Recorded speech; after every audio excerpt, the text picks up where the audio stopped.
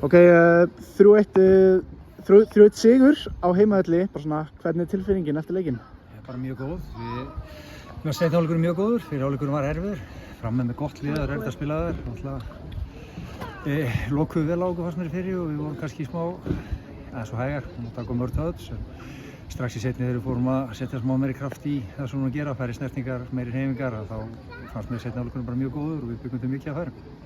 Hvernig finnst þér leikurinn svona spilast milli liðanna í dag? Við bara hreinlega byrjum leikinn virkilega illa.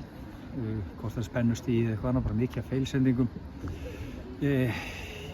Bara slæmar ákvarðanir og þegar fótbolti er þannig að þá náttúrulega verður þetta erfitt og Fram kemst bara sanngjarnt í 1-0 og fá dauða færi í stöðunni 1-0 áður en við tökum við okkur. En mér fannst 1-1 markið sem við skorum frábært, virkilega gott mark og við fengum 3-4 góð færi fyrir hálfleik. Við fórum með 1-1 inn í hálfleik og fundum það alveg að við áttum inni og mér fannst við bara stíga upp í seinni og í rauninni aldrei spurning í seinni hálfleik hvernig leikur færi. Hérna, svo fyrir næsta leik, hvað er það þarf að hamra og gera betur og hvað er svona jákvætt sem að taka úr þessu?